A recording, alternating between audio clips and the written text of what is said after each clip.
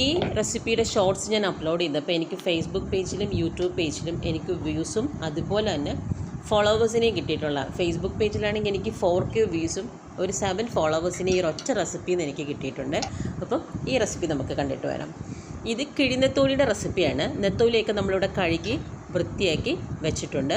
മിക്സിയുടെ ഒരു ചെറിയ ജാർ എടുക്കുക. അതിലേക്ക് ഇഞ്ചി, വെളുത്തുള്ളി, കൊച്ചുള്ളി, കറിവേപ്പില, കുതിർത്ത് വെച്ചിരിക്കുന്ന വറ്റൽമുളക്, കല്ലുപ്പ്, വിനീഗർ, ഇത് ഇത്രയും കൂടെ നന്നായിട്ട് ക്രഷ് ചെയ്ത് ഈ കഴുകി വെച്ചിരിക്കുന്ന നെത്തോലിയിലേക്കിട്ട് നന്നായിട്ട് മിക്സ് ചെയ്ത് ഒരു 10 മിനിറ്റ് റെസ്റ്റ് ചെയ്യാൻ വെക്കാം.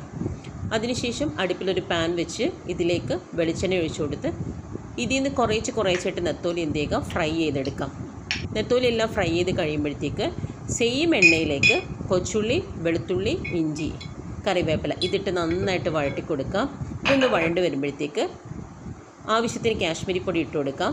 കാശ്മീരി പൊടി ഒന്ന് ഇളക്കി മിക്സ് ചെയ്ത് വരുമ്പം ഇതിലേക്ക് ഒരു 2 തക്കാളി പേസ്റ്റാക്കിയത് ഒഴിച്ചു കൊടുക്കാം.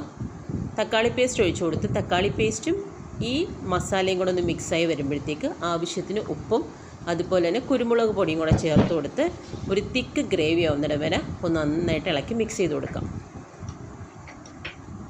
ഇപ്പോൾ ഇവിടെ നമ്മുടെ ഈ തക്കാളി പേസ്റ്റൊക്കെ ഒന്ന് മിക്സായി ഒന്ന് തിക്ക് ഗ്രേവിയായി വന്നിട്ടുണ്ട്. ഇനി ഫ്രൈ ചെയ്തിട്ട് വെച്ചിരിക്കുന്ന നെത്തോലി ഇതിലേക്ക് ഇട്ട് കൊടുക്കാം.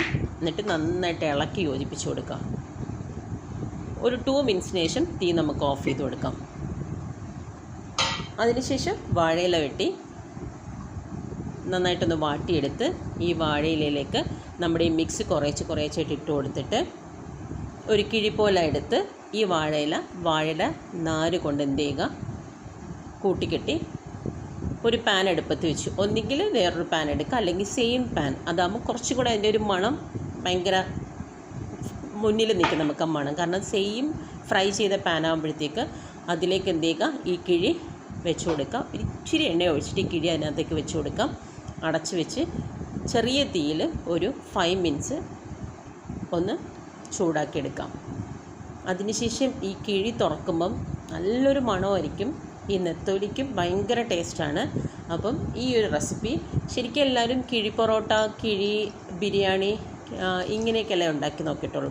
കിഴി നെത്തോലി ഞാനും അങ്ങനെ കണ്ടിട്ടില്ല. അപ്പം ട്രൈ ചെയ്യാത്തവരുണ്ടെങ്കിൽ ഇതൊന്ന് ട്രൈ ചെയ്ത് നോക്കാം. എന്നിട്ട് എങ്ങനെയുണ്ടായിരുന്നു ഈ റെസിപ്പി എന്നുള്ളത് താഴെ കമൻറ്റ് ബോക്സിൽ കമൻറ്റ് ചെയ്യുക. മാക്സിമം സപ്പോർട്ട് ചെയ്യുക. പുതിയൊരു വീഡിയോ ആയിട്ട് വരുന്നിടം വരെ എല്ലാവർക്കും ബൈ.